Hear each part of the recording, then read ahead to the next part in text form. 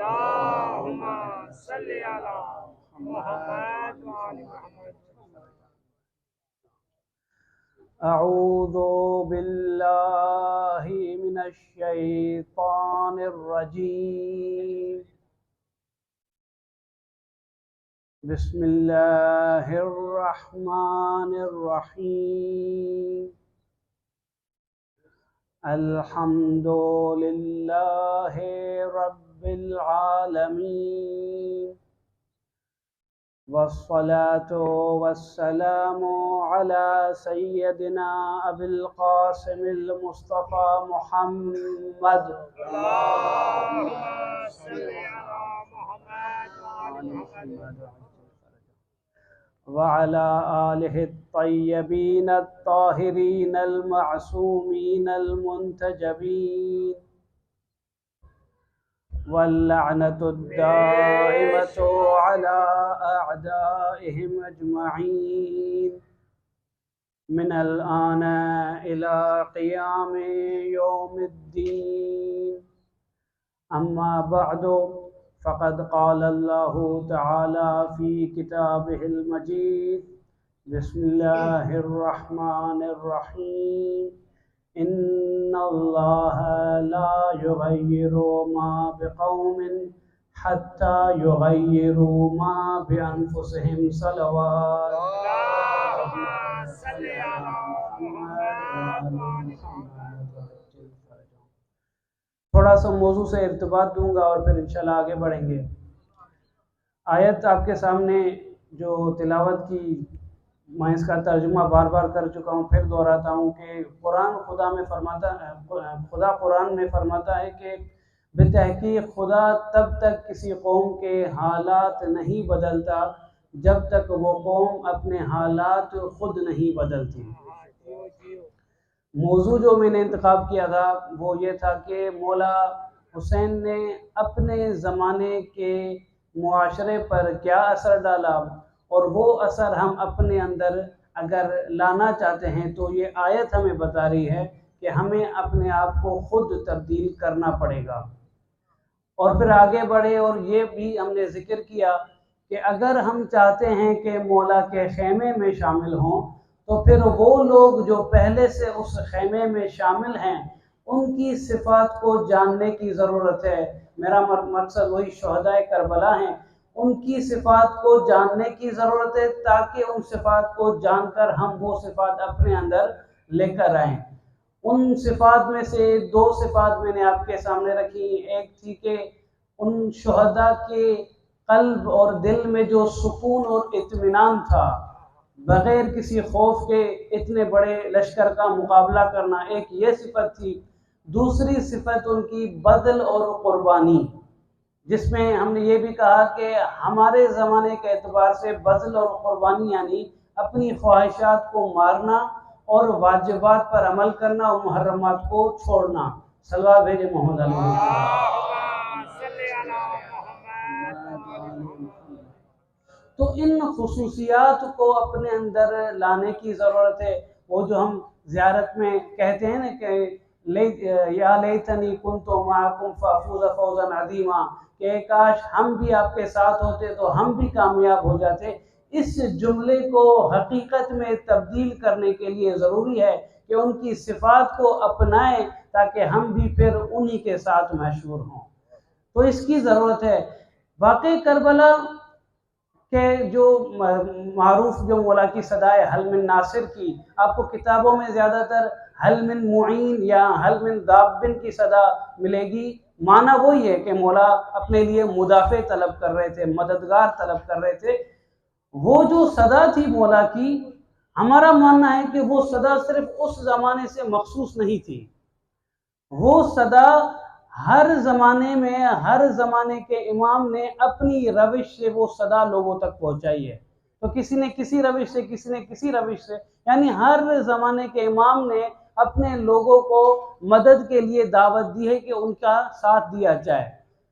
اسی طرح ہم جس زمانے میں رہ رہے ہیں، امام زمانہ عجل اللہ تعالی فرجہ الشریف انہوں نے بھی اس غیبت کے لیے اپنی روش سے ایک حلم ناصر کی صدا بلند کی ہے۔ تو جیسے تیسرے امام کے لیے ان شہداء نے ایک قربانی دی اپنی جان کی، تو اس وقت کے امام کے لیے بھی ہمیں اس کی حلم ناصر کو بھی لبیک کہہ کر قربانی دینی ہے۔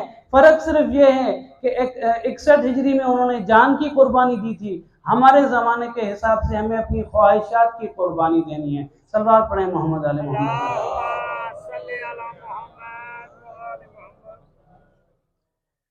ایک شباہت میں آپ کے سامنے رکھنا چاہتا ہوں، مولا حسین کے قیام کی جو دعوت ہے، اور دوسری طرف پیغمبر نے بھی اپنی ایک دعوت دی تھی، لوگوں کو اپنی طرف بلایا تھا جب نبوت کا اعلان دیا تھا، تو ایک دعوت پیغمبر نے دی ہے، ایک دعوت مولا نے بھی دی ہے کربلا کی۔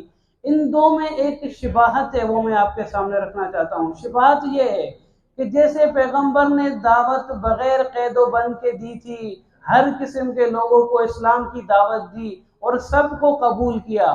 آپ دیکھیں کہ سلمان ایران سے ہے، اس کو بھی قبول کیا گیا، بلال حبشہ سے ہے، اس کو بھی قبول کیا گیا۔ ایک صحابی صہیب ابن سنان، اگر میں نام غلط نہ کہوں، صہیب ابن سنان جس کا تعلق روم سے تھا، اس کو بھی پیغمبر نے شامل کیا۔ مولا حسین نے بھی اسی طریقے سے، آپ دیکھیں کہ اس میں حبیب ابن مظاہر بھی آپ کو ملیں گے، تو اس میں آپ کو زہیر بھی ملے گا جو فکری اعتبار سے امام کا مخالف تھا۔ اس میں آپ کو بنو ہاشم کے لوگ ملیں گے، تو اس میں آپ کو حرج صابی ملے گا جو ایک رات پہلے لشکر یزید میں شامل تھا۔ اس میں آپ کو وہ دو بھائی بھی ملیں گے جو عصر عاشور تک یزید کے لشکر میں شامل تھے۔ جب سب شہید ہو گئے تو حل من ناصر کی صدا سن کر وہ دونوں لشکر یزید کو چھوڑ کر مولا حسین کے ساتھ ملک ہو گئے۔ تو اس میں ایسے ایسے لوگ آپ کو ملیں گے۔ تو یہ شباہت ہے دونوں کی دعوت میں کہ وہ بھی بغیر قید و بند کے ہر قسم کے لوگوں کو شامل کر رہا ہے۔ مولا بھی حتیٰ مولا عیسائیوں کو بھی شامل کر رہا ہے، ایمان کی شرط کے ساتھ کہ جب وہ آتے تھے کلمہ پڑھتے تھے مومن بنتے تھے، وہ عیسائی بھی مومن بن کے جنگ لڑنے کے لیے جاتے تھے۔ تو دونوں دعوتوں میں یہ مشابہت ہے کہ وہ بھی عام ہے بغیر کسی قید و بند کے، یہ بھی عام ہے بغیر کسی قید و بند کے۔ نہ صرف 61 ہجری، آج بھی آپ 40 میں دیکھیں گے کہ مولا کا جو حرم ہے وہ پوری دنیا کے لیے مرکز بنا ہوا ہے۔ اب جو بھی گئے ہوں گے آپ ان سے پوچھیں، دنیا کے ہر کونے سے لوگ آتے ہیں کروڑوں کی تعداد میں، غرب سے شرق سے، عرب بھی ہیں عجم بھی ہے، تو آج بھی مولا پوری دنیا کا مرکز بنے ہوئے ہیں۔ اتنے قدر کے وہاں پر ایک بینر لگتا ہے کربلا میں نے دیکھا تھا، لکھتے ہیں الحسین یجمعنا، حسین جو ہے وہ سب کو جمع کرتا ہے۔ تو یہ اس کی صفت ہے کہ وہ سب کو جمع کرتا ہے، سب کو اپنی طرف کھینچتا ہے۔ صلوات پڑھیں محمد علی محمد۔ ایک اور مناسبت یا مشابہت کہہ سکتے ہیں مولا کے درمیان اور پیغمبر کے درمیان، وہ یہ ہے کہ پیغمبر کا بھی ایک مخالف تھا جس کو آپ سب جانتے ہیں، ابو جہل۔ ابو جہل کا ایک بیٹا تھا، اکرمہ نام تھا اس کا، عین سے اکرمہ۔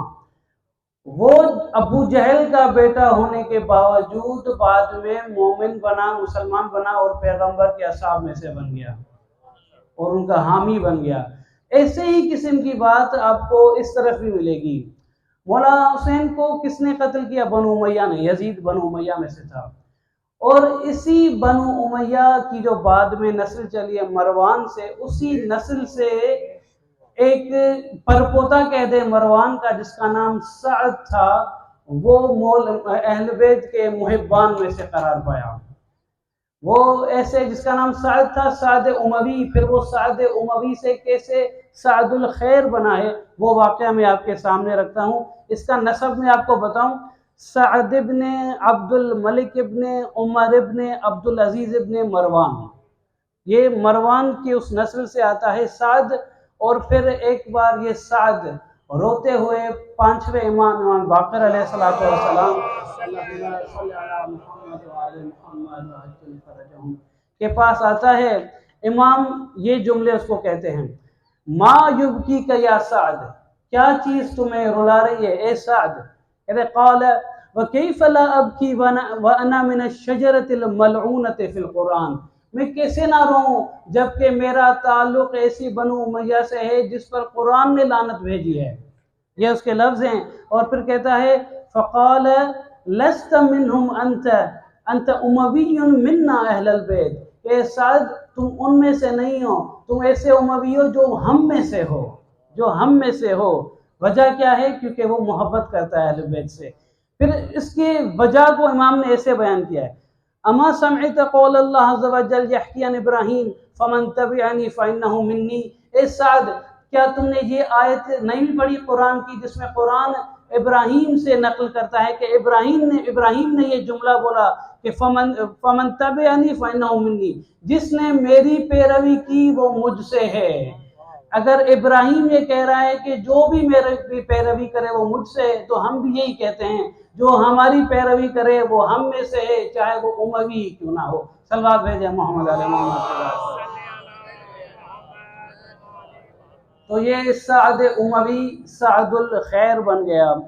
قرآن میں ایک اور چیز آپ نے سنی ہوگی، حضرت ابراہیم کے چچا آزر جس کو قرآن نے حضرت ابراہیم کا والد کہہ کر تعبیر کیا ہے.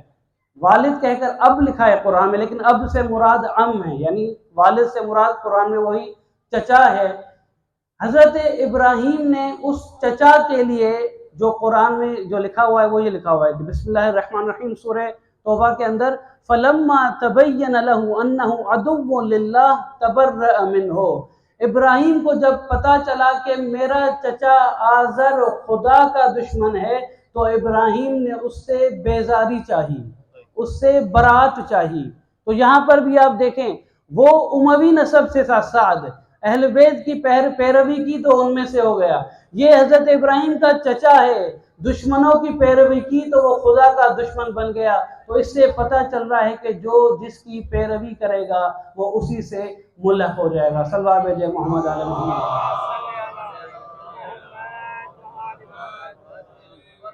حتیٰ ائمہ اطہار کی اولاد میں سے کچھ جیسے چھٹے امام صادق علیہ السلام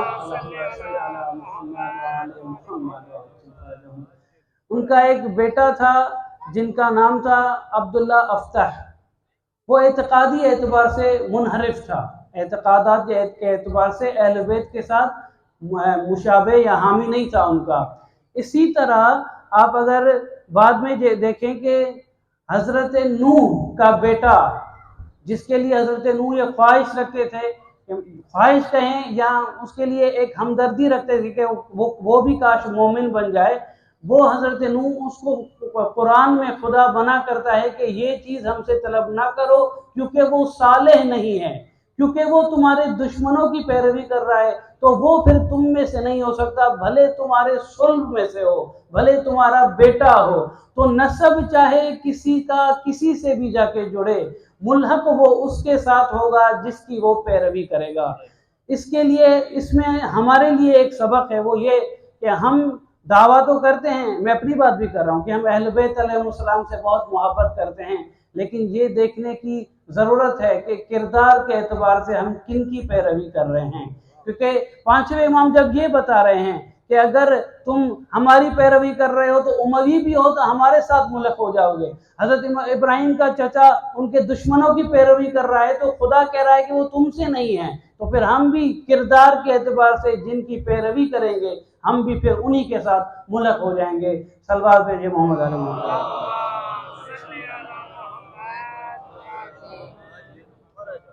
ہماری گفتگو شہداء کی خاصیتوں اور ان کی صفات پر ہو رہی تھی. 2 صفتیں میں نے بیان کی تھی، ایک سکون اور اطمینان، دل میں خوف نہ ہونا. دوسری میں نے بیان کی بذل اور قربانی. اور پھر تیسری جو صفت ہے ان کی وہ ہے دوست اور دشمن کی صحیح پہچان. دوست اور دشمن کی صحیح پہچان. کیونکہ آپ دیکھیں عاشور کے دن یا وہی جو کربلا کا واقعہ ہوا ہے ان دنوں میں حالات کیسے تھے. ان حالات میں ان شہداء نے ساری قربانیاں دے کر اس نتیجے تک پہنچے کہ یزید ہمارا دشمن ہے اور مولا حسین ہمارے محبوب اور دوست ہیں. ان کو صحیح پہچان تھی کہ کون ہمارے حق میں ہے اور کون ہمارے خلاف ہے، کون ہماری اچھائی چاہتا ہے کون ہماری برائی چاہتا ہے. تبھی وہ ڈٹ کر یزید کے خلاف مولا حسین کے حق میں کھڑے ہو گئے۔ تو دوست اور دشمن کی صحیح پہچان یہی ہے کہ ہمارے اندر یہ شناخت ہونی چاہیے کہ کون میرے حق میں ہے اور کون میرے نقصان میں ہے، کون میری آخرت بچانا چاہتا ہے، کون میری آخرت کو ضائع کرنا چاہتا ہے۔ جو میرے حق میں ہے اس کو بطور دوست انتخاب کروں، اور جو میرے حق میں نہیں ہے اس کو بطور دشمن انتخاب کروں۔ صلوات بھیجے محمد علیہ محمد۔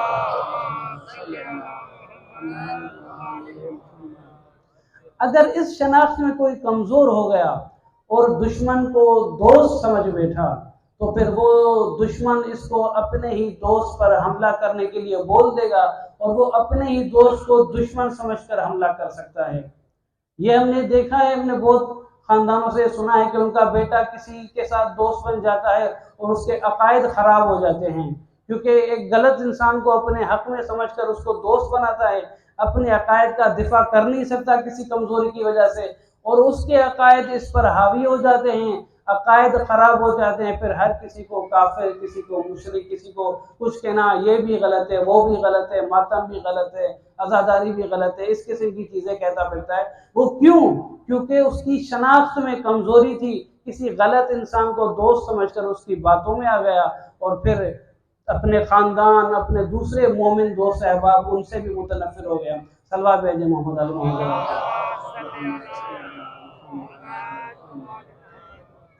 قرآن کی آیت سورہ فرقان کے اندر بسم اللہ الرحمن الرحیم خدا فرماتا ہے وَيَوْمَ يَعَضُّ الظَّالِمُ عَلَى يَدَيْهِ يَقُولُ يَا لَيْتَنِي اتَّخَذْتُ مَعَ الرَّسُولِ سَبِيلًا۔ اور ایک دن آئے گا، قیامت کے دن کی بات ہو رہی ہے، ایک دن آئے گا کہ ظالم اپنے ہاتھوں کو کاٹے گا اور کہے گا کہ کاش میں نے رسول کا رستہ انتخاب کیا ہوتا، کاش میں نے اللہ کے بھیجے ہوئے کا راستہ انتخاب کیا ہوتا تو میرا یہ حال نہ ہوتا۔ اپنے ہاتھوں کو کاٹ رہا ہے اور پھر کہتا ہے یا ویلتا لیتنی لم اتخذ فلانا خلیلا، کاش میں نے اس فلان شخص کو اپنا دوست نہ بنایا ہوتا۔ دشمن کو دوست بنا دیا، اور جو دوست جس کو خدا نے میرے لیے بھیجا تھا اس کو دشمن سمجھ بیٹھا، اور قیامت کے دن قرآن بتا رہا ہے کہ وہ اپنے ہاتھ تک کاٹے گا کہ یہ میں نے کیا خطا کر دی۔ صلوات بھیجے محمد علیہ محمد۔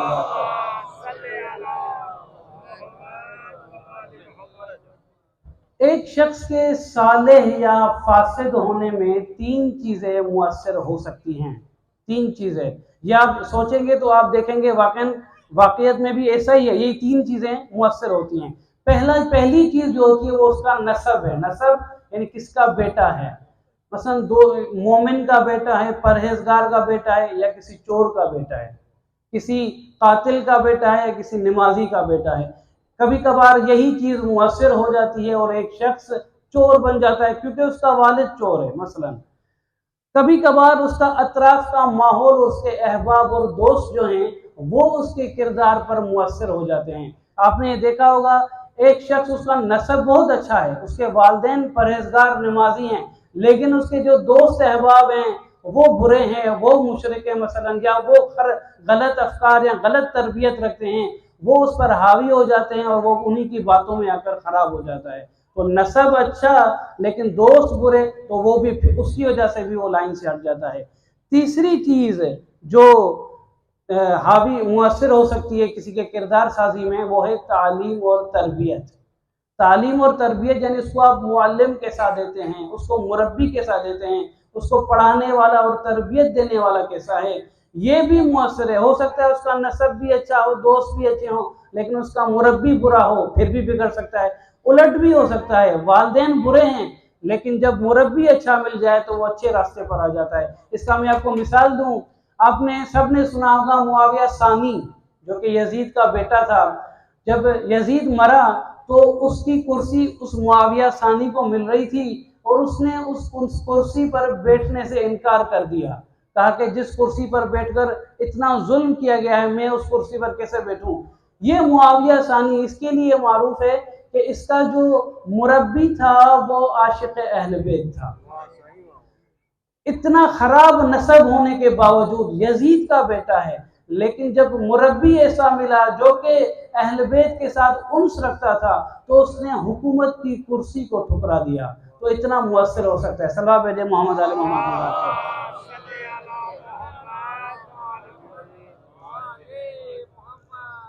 میں یہ سمجھتا ہوں آج کل کے دور میں جو دوست احباب ہیں نا ان کی تربیت والدین پر بھی بھاری ثابت ہو رہی ہے.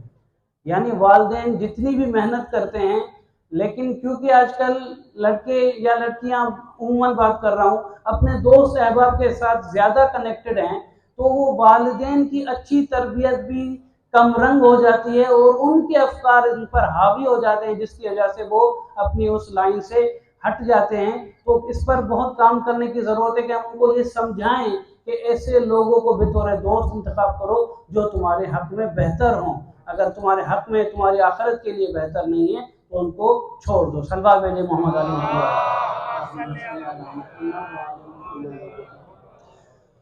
سورہ ممتحنہ جس کے بارے میں کہا جاتا ہے کہ دشمن شناخت کے لیے یہ سورت اس کی ایک آیت ہے جو دشمن شناسی کے بارے میں بتاتی ہے.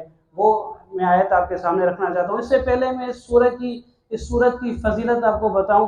چوتھے امام سجاد علیہ السلام فرماتے ہیں کہ من قرأ سورة الممتحنة في فرائضه ونوافله امتحن الله قلبه للإيمان ونور له بصره ولا يصيبه فقر ابدا.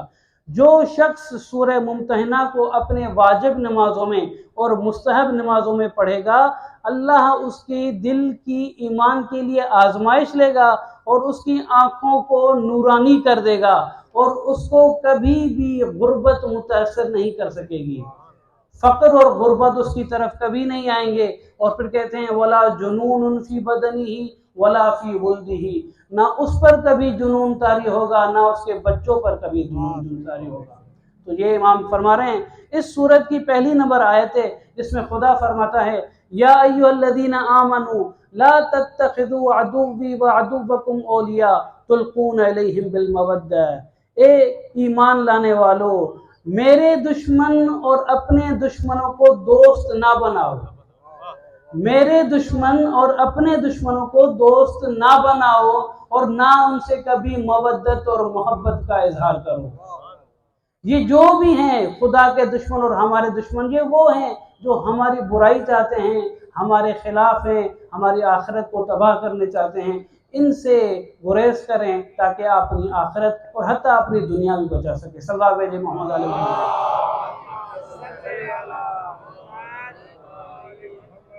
کچھ لوگ یہ کہتے ہیں کہ ہم اس زمانے میں ہمیں رہنا ہے ہم تجارت کرتے ہیں بزنس کرتے ہیں ایسے لوگوں سے ہمارا میل جول رہتا ہے ہم کیسے ان سے قطع رابطہ کر لیں. تو میں یہ نہیں کہہ رہا کہ کسی سے کوئی رابطہ ہی نہیں کرنا. جتنا رابطہ رکھنا ہے اتنا بھلے رکھیں لیکن ان کی برائیوں کو اپنے اوپر حاوی نہ ہونے دیں. یہ نہ ہو کہ ان کی برائیاں آپ کی اچھائیوں کو ریپلیس کر جائیں. یہ نہ ہو ان کو اپنے اوپر حاوی نہ ہونے دیں. ہاں کام جتنا آپ اگر ان کے ساتھ رابطہ رکھنے چاہتے ہیں اس میں کوئی مشکل نہیں ہے. ایک واقعہ آپ کے سامنے رکھوں گا جو کہ اسی بارے میں ہے کہ جو آپ کی برائی چاہتا ہے اس سے دور ہو جائیں. امام ہادی علیہ السلام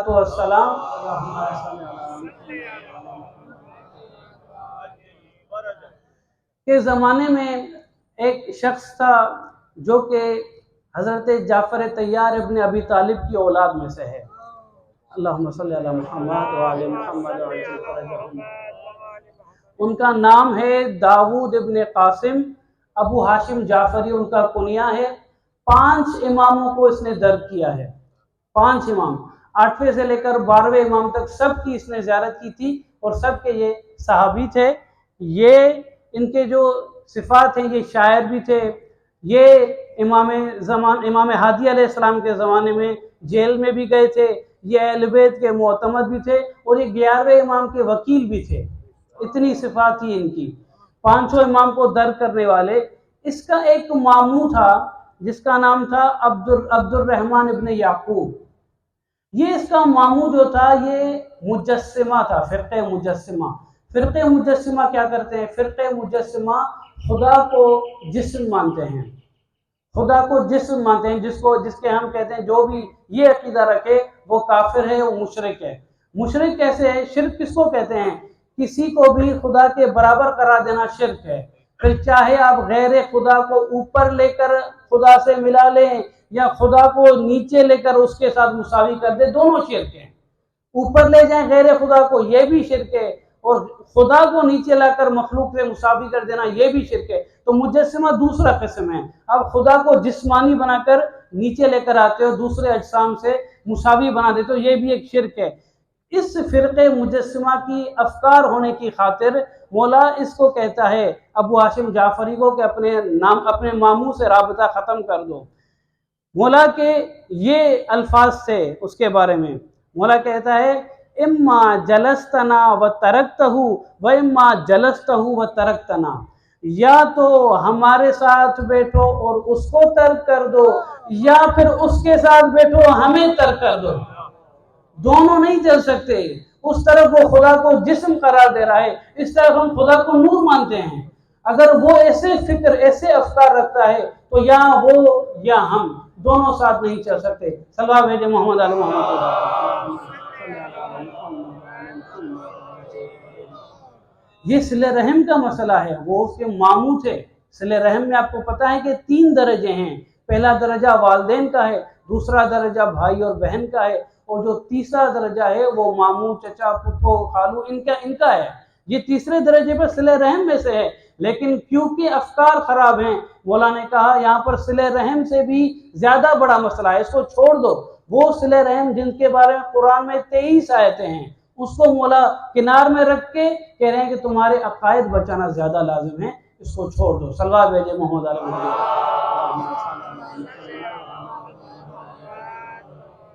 یہ ہمارے لیے بھی سبق ہے، اگر واقعی کسی رشتہ دار کے عقائد خراب ہیں اور وہ مؤثر ہو رہا ہے ہمارے لیے یا ہماری اولاد کے لیے، تو اس سے فوراً رابطہ یا ختم کر دیں، یا اس زمانے میں تو موبائل بھی آ گئی ہے، صلہ رحم آپ میسیجز سے بھی کر سکتے ہیں، رابطہ محدود کر دیں کہ آپ کے ذہن یا آپ کے عقائد یا آپ کے بچوں کے عقائد خراب نہ ہو۔ یہ ہمارے لیے ایک سبق ہے۔ اور یہ جو امام نے اس کو کہا کہ اپنے ماموں کو چھوڑ دو، اس کے بعد امام نے اس کو واقعہ بتایا حضرت موسیٰ کے زمانے کا، وہ واقعہ بتا کر اور میں آگے چلتا ہوں صاحب کی طرف۔ وہ واقعہ کیا تھا؟ امام بتا رہے ہیں کہ حضرت موسیٰ علیہ السلام کے دور میں جب فرعون اور حضرت موسیٰ کا آپس میں ایک نزاع تھا، حضرت موسیٰ بنی اسرائیل کو چھڑوا کر سمندر کے راستے سے جب جا رہے ہوتے ہیں، وہاں پر ایک معجزہ ہوتا ہے، سمندر سے راستہ کھلتا ہے حضرت موسیٰ اور ان کے اصحاب کے لیے۔ تو وہاں پر ایک شخص تھا، ایک جوان تھا جو حضرت موسیٰ اور اس کے رب کو ماننے والا تھا، اس کا والد فرعون کے لشکر میں تھا۔ جب یہ دیکھتا ہے کہ سمندر میں سے معجزتاً ایک راستہ کھلا ہے تو اس کے دل میں ایک خیال آتا ہے کہ میں کسی طرح اپنے والد کو بھی یہ معجزہ دکھاؤں، شاید وہ بھی سدھر جائے، شاید وہ بھی ایمان لے کر آئے۔ تو فوراً پیچھے مڑتا ہے اپنے والد کی طرف۔ حضرت موسیٰ اس کو منع کرتے ہیں کہ تم اس کے پیچھے نہ جاؤ، لیکن پھر بھی وہ جاتا ہے۔ حضرت موسیٰ کا کاروان وہاں سے نکل جاتا ہے، یہ جو پیچھے رہ جاتا ہے اپنے والد کے ساتھ اس سیلاب کے اس سمندر کے عذاب میں بہہ جاتا ہے۔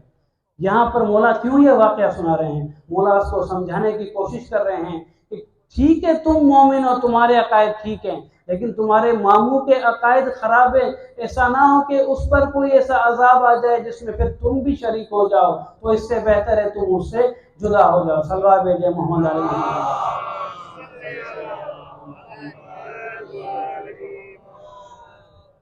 اپنے موضوع کو میں انشاءاللہ کل سے دوبارہ کنٹینیو کروں گا۔ آج کی رات مولا حسن کے لال کا ذکر کرنے کا وقت ہے۔ راوی کہتا ہے شب عاشور جب مولا اپنے اصحاب کو بتا رہے ہیں نا کہ میں تم لوگوں کی گردن سے اپنی بیعت اٹھا رہا ہوں، آپ میں سے جو جانا چاہتا ہے چلا جائے، اور اصحاب یہ کہتے ہیں کہ ہم آپ کو کبھی چھوڑ کر نہیں جائیں گے، اور پھر مولا ان کو بتاتے ہیں کہ تم سب اگر میرے ساتھ ڈٹے رہے تو سب کے سب شہید ہونے والے ہو، موت میرے ساتھ اگر ساتھ دو گے تو موت یقینی ہے، سب کے سب شہید ہونے والے ہو۔ شہادت کا یہ جملہ وہ شہزادہ بھی سن لیتا ہے۔ راوی اس شہزادے کی صفت میں کہتا ہے کہ لم یبلغ الحلم، وہ شہزادہ بالغ تک نہ تھا، اور اپنے چچا سے پوچھتا ہے چچا کیا میں بھی ان شہیدوں میں شامل ہوں گا؟ 13 سال کا بچہ پوچھتا ہے چچا کیا میں بھی ان شہیدوں میں شامل ہوں گا؟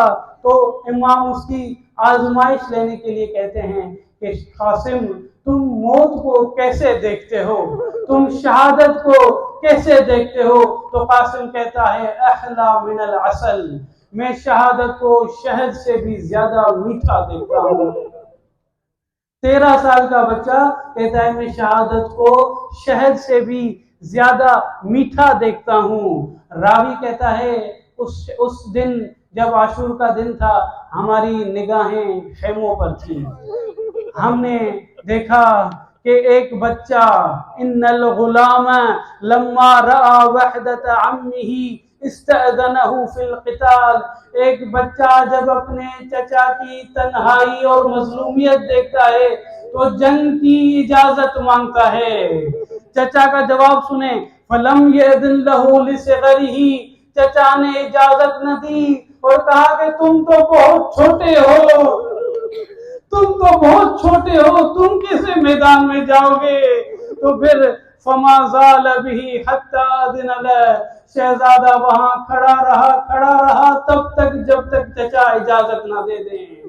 چچا نے اجازت دی، اور راوی پھر اس مقتل کو ایسے نقل کرتے ہیں، کہتے ہیں فَخَرَجَ غُلَامٌ وَفِي يَدِهِ السَّيْفُ، ہم نے دیکھا خیموں سے ایک بچہ نکلا جس کے ہاتھ میں تلوار تھی، فَكَأَنَّهُ وَجْهُهُ شُقَّةُ الْقَمَرِ، گویا کہ اس کا چہرہ چاند کے ٹکڑے کی مانند تھا، گویا کہ اس کا چہرہ چاند کے ٹکڑے کی مانند تھا۔ فَجَعَلَ يُقَاتِلُ، اور پھر اس شہزادے نے حملہ کیا، علی کے پوتے نے حملہ کیا، ایک زوردار حملہ کیا۔ وَانْقَطَعَ شِسْعُ نَعْلِهِ الْيُسْرَى، قاسم کے بائیں جانب کے نعل کا تسمہ کھل گیا، قاسم کے بائیں جانب کے نعل کا تسمہ کھل گیا۔ فَوَقَفَ لِيَشُدَّهَا، اور پھر وہ رکا، اپنے نعل کا تسمہ باندھنا شروع کیا۔ فَضَرَبَهُ عَمْرُ بْنُ نُفَيْلَ عَلَى رَأْسِهِ، عمرو بن نفیل نے اس کے سر پر حملہ کیا، عمرو بن نفیل نے اس کے سر پر حملہ کیا۔ فَوَقَعَ الْغُلَامُ لِوَجْهِهِ، شہزادہ منہ کے بل نیچے گرا، وہ صاح یا اماں، اور صدا بلند کی چچا میری مدد کو آئے۔ فَجَلَ الْحُسَيْنِ كَمَا يَجْلِ الصَّقْرُ، پھر ہم نے دیکھا حسین باز شکاری کی طرح وہاں پر آیا، تیزی سے آیا۔ ثم شد شدت اللیل، شیر کی طرح ان پر حملہ آور ہوا۔ ضرب عمرا بالسیف، اس عمر ملعون جس نے شہزادے پر حملہ کیا، مولا نے اس کو ایک تلوار کی وار سے قتل کر دیا۔ جب اس کو قتل کیا تو اس عمر کے ساتھی تھے، گھوڑے سوار ساتھی، فحملت خیل بن نفیل، سارے گھوڑے سوار ساتھی مل کر مولا پر حملہ کرتے ہیں۔ مولا اور ان کے درمیان ایک لڑائی ہوتی ہے۔ راوی کہتے ہیں کچھ دیر تک ہم نے دیکھا پورے میدان میں صرف غبار اور خاک تھی، اور کچھ دیر کے بعد وہ غبار اور خاک جب نیچے بیٹھنے لگی تو ہم نے دیکھا فرأیت الحسین قائما علی رأس الغلام، ہم نے دیکھا حسین شہزادے کی سر کی طرف سے کھڑا تھا، وہ یفس برجلیہ، شہزادہ اپنی ایڑیاں رگڑ رگڑ کے جان دے رہا تھا، شہزادہ ایڑیاں رگڑ رگڑ کے جان دے رہا تھا۔ اور پھر امام فرماتے ہیں بعدن لقوم قتلوک، اے قاسم تمہارے قاتلین کو کبھی رحمت نصیب نہ ہو۔ الا لعنت اللہ علی القوم الظالمین۔